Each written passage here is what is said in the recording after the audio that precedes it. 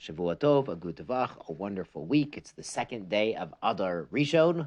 We only have to wait another month and change for Purim, but we're already increasing our Simcha since it's the month of Adar, and we are in chapter 11 of Ketubot, Mishnah Gimel. Yesterday we mentioned that sometimes a widow is allowed to sell properties of her deceased husband's estate to collect her Ketuvah. Now Mishnah Gimel continues this theme, Mochra Ketuvato Miksoto. What if the widow had already sold property to pay her Ketuvah or some of it? So if she's already sold, 200 zuz of property to claim her Ketuvah, she might still be selling property to get the Tosefet Ketuvah, that amount the husband wrote for her above and beyond the standard amount. Or Mishkana Ketuvata or Miktsata, she made her Ketuvah a mashkon, a collateral for a loan.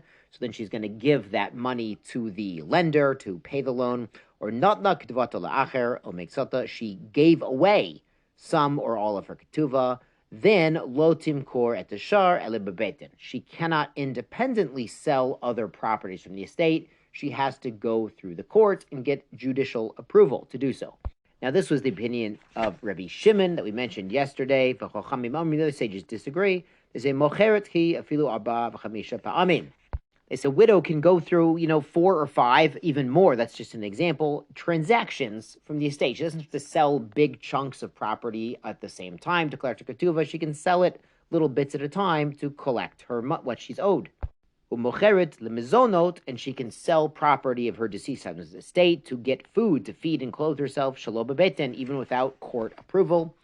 V'kotevet, and she writes. This is good advice. She should write on the contract, on the deed, the bill of sale. Lemizonot macharti. I've sold this property of the deceased husband's estate for my upkeep, my food and clothing. Grusha lo timkor lebebeten. But if she was divorced, then she needs to sell through the court.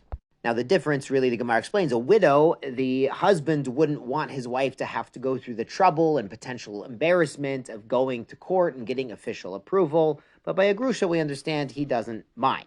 Let's go into Mishnah Dalet. Almana, a widow, shahaita ketuvata matayim. She had a ketuvah of 200 zuz. Umachra shavem money b'matayim.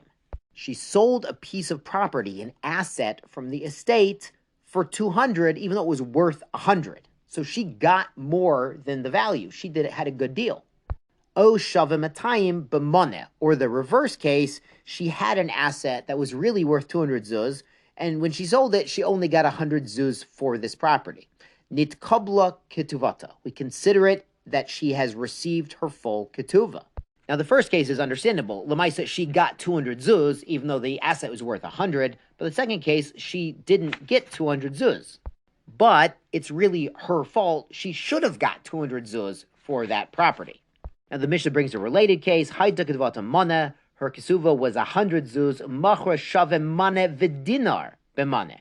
She sold an asset, a property of the estate that was really worth 101. So again, she's not getting the proper value. I mean, this time it's not a big difference, but really she didn't get all of the money she should have. Machra botel. Her sale is null and void. Afilu merit, even if she comes back to the heirs of the estate and she tells them, Achzir dinar liyorshin, I will give this dinar difference to the heirs. Mechra botel. Her sale is null and void. Now the reasoning here is when she's selling an asset of the estate to repay her ketuvah or for mizonot, she's acting as an agent of the estate, an agent of the heirs, and she's empowered to sell an asset worth 100 for 100 to collect her ketuvah. She's doesn't have the authority to sell an asset worth 101. So since she was not a shliach, she was not an agent authorized to do so, that sale is null and void. Rabban Shimon ben Gamliel disagrees. Omer, he says, La'olam michra kayem, her sale is valid. Achite sham kidei shitishayir, unless it would have left over in the estate, meaning she sold too much stuff, and if she hadn't sold too much stuff and stuck to what she was authorized to sell, it would have left something important over. He says, for instance, basada, if it was a field she was selling, bought tishim kavim, something the size of tisha kav, of 9 kav. The Mefarshim explain it's the area you would sow 9 kav worth of barley seeds. It's about 400 square amot and a little more. Bagina, if it was a garden she was selling from the estate, but chatzikav, the area of sowing half of a kav is considered important in a garden. Kedivrei Rabbi Akiva, beit rova. If Rabbi Akiva, even a fourth of a kav. That would be about 100 square amot in a garden is considered important. So if she oversold property and now we don't have that garden for the heirs, then her sale would return, even according to Shimon Gamliel. Now the Mishnah brings another detail of such a situation. Hay tekuvata arba meot zuz. She had a ketuvah of 400 zuz. For instance, she had the standard 200 and then a tosefet in addition of 200, a total of 400. Mocher lezei b'moneh. She sold an asset to one man for 100. Lezei b'moneh, another one for 100. La'achron, and for another sale, yafeh moneh v'dinar b'moneh. She sold 101 worth of property, but she only got 100 for it.